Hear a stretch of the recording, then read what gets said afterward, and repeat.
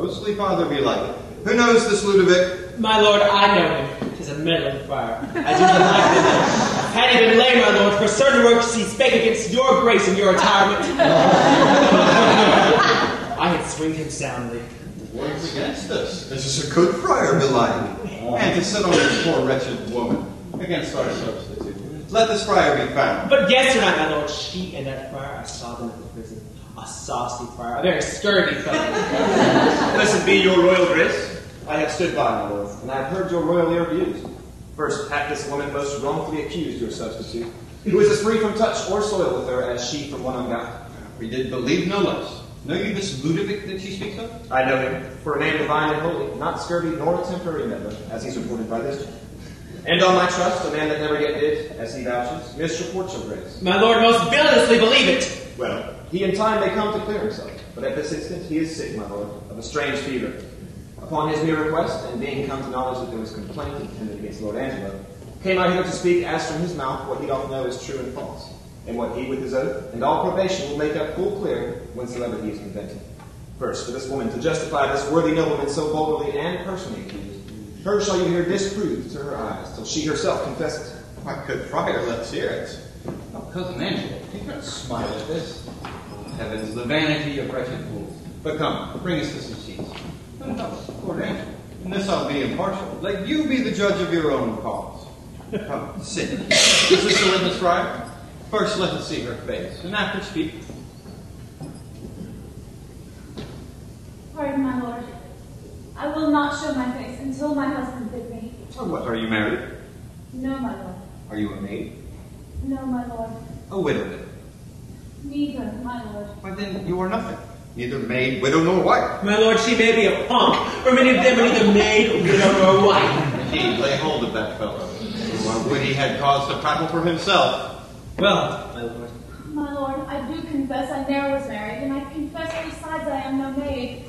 I have known my husband, yet my husband knows not that he ever knew me. He was drunk then, my lord. It can be no better. For the benefit of silence, I would that thou wert so too. Well, my lord. Now I come to it, my lord.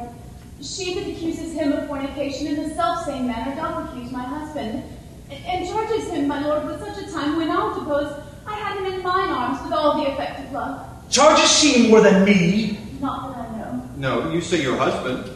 Just, my lord, and that is Angelo, who thinks he knows he ne'er knew my body, but knows he thinks that he knows Isabel's. Oh, this is strange abuse. Let us see thy face.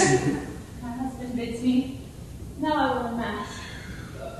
This is the face, thou cruel Angelo, which once thou sworest was worth the looking on.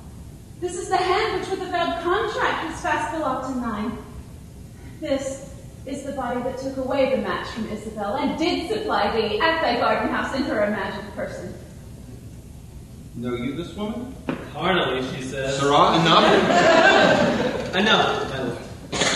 My good lord, I do confess I know this woman. And 5 years since there was talk of marriage betwixt myself and her, which was broke off. In part because her promised proportions came up short in composition, but in chief, that her reputation was dishonored by levity.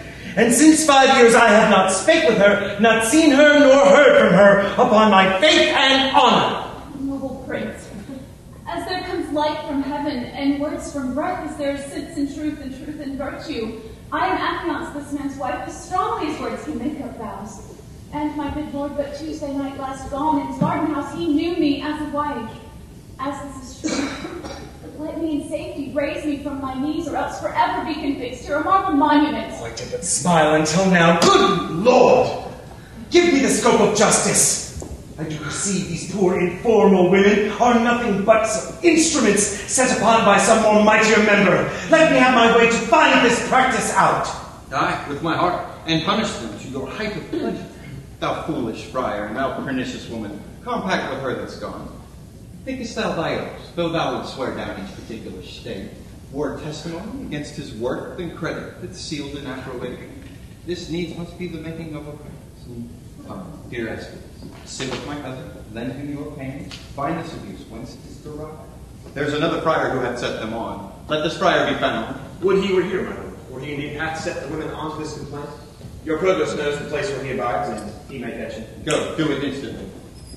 And you, my noble and well-warranted cousin, to whom it concerns to hear this matter forth, do with your injuries as seems you best in any chastisement.